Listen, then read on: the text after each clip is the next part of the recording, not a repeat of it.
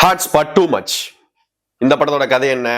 அதாவது 2024ல ஹாட்ஸ்பாட்டோட first part வந்துச்சு. அதுல என்ன ஸ்டோரின்னு பாத்தீங்க அப்படின்னா, ஒரு ப்ரொடியூசருக்கும் ஒரு டைரக்டருக்கும் ஒரு ஸ்டோரி டெல்லிங் கான்வர்சேஷன் மாதிரி இந்த படத்தை வந்து ரொம்ப அழகா கொண்டு போயிருப்பாங்க. ஆனா அதுல 3 ஸ்டோரி சொல்லப்படும். அந்த 3 ஸ்டோரியில சில ஸ்டோரிகள் போர் அடிச்சாலும் ஓரளவுக்கு வந்து கொஞ்சம் நல்ல படமா தான் இருந்துச்சு. அந்த படத்தோட கிளைமேக்ஸ்ல நம்ம ஹீரோ நம்ம ப்ரொடியூசர் எதுக்கு அந்த கதைகள்லாம் சொன்னார் அப்படின்னு முடிச்சு அவிழ்க்கிற விதம் உண்மையிலேயே நல்லா தான் இருந்துச்சு. அதை கண்டினியூ பண்ணி 2026ல எடுக்கப்பட்ட படம் தான் ஹாட்ஸ்பாட் டூ மச். இந்த படத்திலே அதே ப்ரொடியூசர் அதே மாதிரி ஒரு டைரக்டர் வந்து ஸ்டோரி டெல்லிங் பண்ண வராங்க. ஆனா போன படத்துல வந்து நம்ம படத்தோட டைரக்டர் தான் ஸ்டோரி டெல்லிங் பண்ணுவாரு. இதுல வந்து பிரியா பவானி சங்கர் பண்றாங்க.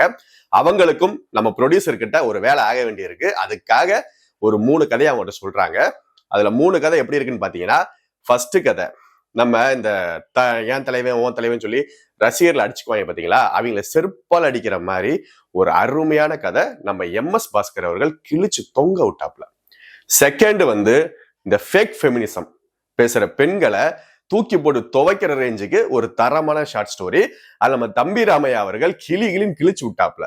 அடுத்து 3வது லவ் ஸ்டோரியும் இல்லாம சைஃபையும் இல்லாம காமெடியாவும் இல்லாம ஒரு வேற மாதிரி இது 3ஐயும் கலந்து அடிச்சாங்க பாருங்க ஒரு அடி. உண்மையிலே சூப்பரா இருந்துச்சு. இந்த 3வது ஷார்ட் ஸ்டோரி வச்சு இந்த படத்தையே வந்து ப்ரொமோட் பண்ணாங்க. ஏன்னா இதுல நடிச்சிருந்தவர் நம்ம ரொம்ப சர்ச்சைக்குள்ளான நம்ம ஸ்லீப்பிங் ஸ்டார் அஸ்வின் தான் பண்ணியிருந்தாரு. உண்மையிலே நல்ல திறமையான நடிகர். அவர் இன்னும் நிறைய படங்கள் கொடுக்க வாழ்த்துக்கள் தான். அவர் யாரும் கலாய்க்காதீங்கப்பா போதும். ஏன்னா ஒரு மனுஷன் தவறு செஞ்சுட்டாரு, திருந்திட்டாரு. உண்மையிலே அவர் ஒரு நல்ல கலைஞன். இந்த 3வது ஷார்ட் ஸ்டோரியில சூப்பரா பண்ணியிருப்பாப்ல. இந்த படத்தோட கிளைமேக்ஸ்ல வந்து என்ன நடக்குதுங்கிறத வந்து நீங்க இந்த படத்தை பார்த்து தெரிஞ்சுக்கங்க. உண்மையிலே இந்த படம் ஒரு ஸ்டார்டிங்ல இருந்து லாஸ்ட் வரைக்கும் நமக்கு போர் அடிக்காம கொண்டு போறதுக்கு ஒரு தரமான என்டர்டைன்மெண்டான ஒரு படம். அதனால இதை நீங்க தாராளமா ஃபேமிலியோட பார்க்கலாம்.